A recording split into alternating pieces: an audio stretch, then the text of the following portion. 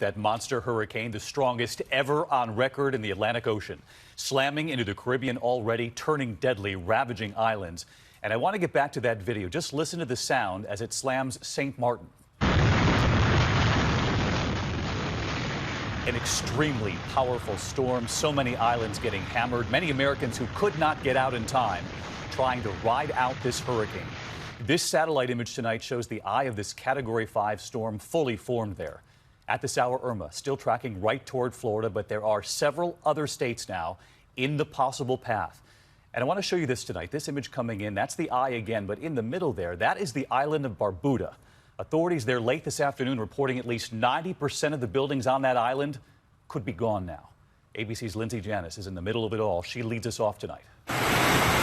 Tonight, Hurricane Irma tearing through the Caribbean, claiming at least 3 lives with ferocious 185-mile-an-hour winds.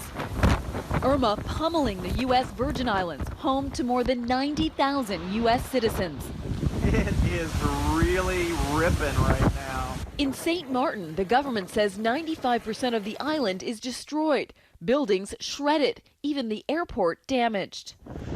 A dangerous wave sweeping this person right off their feet. We tried to stop the water, but it's flooding.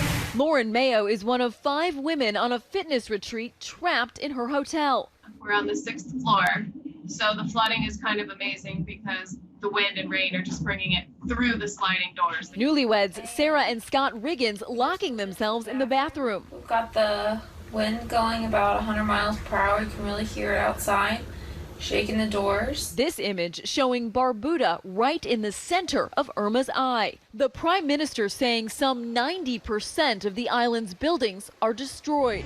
Hurricane hunters inside Irma finding it's the first Atlantic Ocean storm ever to maintain winds of at least 180 miles an hour for this long.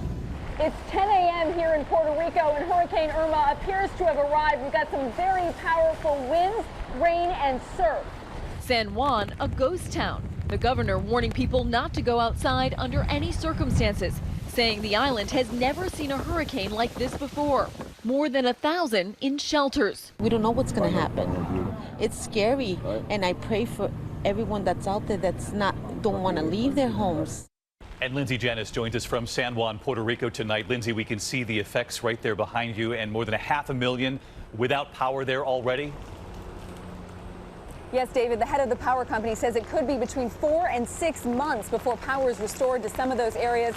We are being told to expect sustained hurricane-force winds for at least a couple of hours tonight. There's also major concern about storm surge and flash flooding. It's going to be a long night.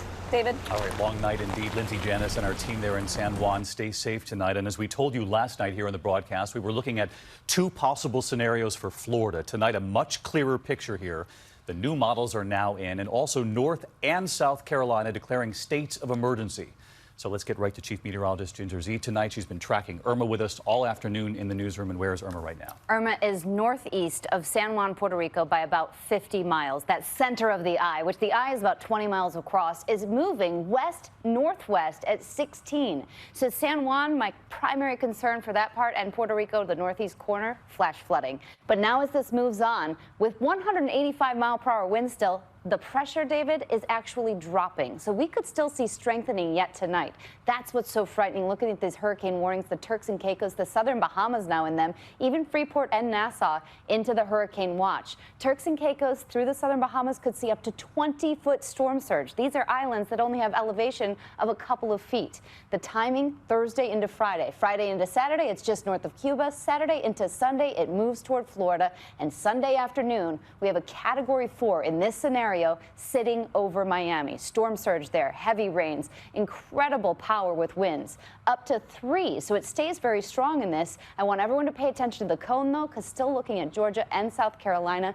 Additionally, in that cone, in this in this scenario, at least 75-mile-per-hour winds, so hurricane-force winds, Lindsay was just talking about it, extend 50 miles on each side. So you're not safe, even if you're away from this. The computer models, as you said, coming together on that east side of Florida. Coming together. So 2 scenarios. We said west side or east side, and tonight we believe it's east side. Here's the spaghetti here. We believe that it's east side, and that would also mean that for Savannah or Charleston, you could have impact early next week, and certainly inland flooding is still a major concern of mine, up through even Asheville.